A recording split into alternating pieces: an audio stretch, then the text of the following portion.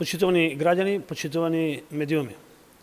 Како на централно ниво, така и на локално ниво, ВМРО ДПМН нуди само блокади, кочења и деструктивни однесувања на штета на граѓаните. Последен доказ за тоа е негласањето на буџетот за 2020 година на општина Газибава од страна на советниците на ВМРО ДПМН. Општина Газибава е без буџет за наредната година, само затоа што ВМРО ДПМН го злоупотребува фактот што има мнозинство во Советот и се реши да не гласа за буџетот. Ова е класичен пример за неодговорно, деструктивно однесување на штета на граѓаните и цела општина Газибава. Ако на централно ниво ВМРО ДПМН во собранието блокираше и се уште блокира важни закони за државата и граѓаните, на локално ниво ова партија го блокира најважниот документ на една општина – буџетот.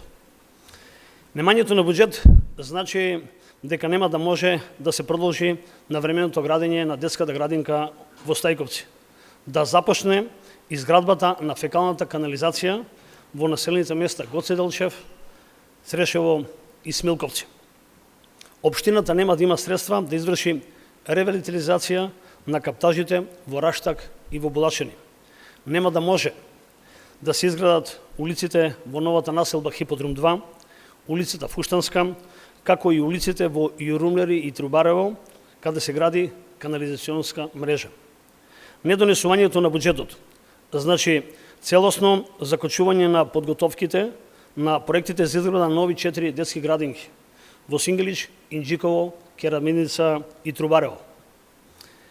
Блокирани ќе бидат и проектите за изградба на спортски сали во основното училиште Кирил и Методи и Наум Охридски.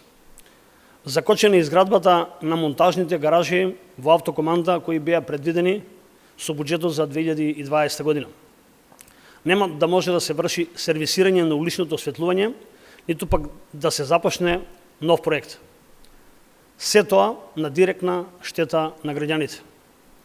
Почитувани, ништо не е сменето во ВМРО ДПМН Христијан Мицковски и неговиот ментор Никола Груевски. Партијата, предводена од Мицковски и Груевски, која со години ја пустошеше државата и општината, сега безмилосно удира по граѓаните на општина Газибава. Граѓаните ќе го ценат ваквото однесување на ВМРО ДПМН и многу скоро ќе испорачаат казната. На 12 април ВМРО ДПМН ќе доживее убедлив пораз.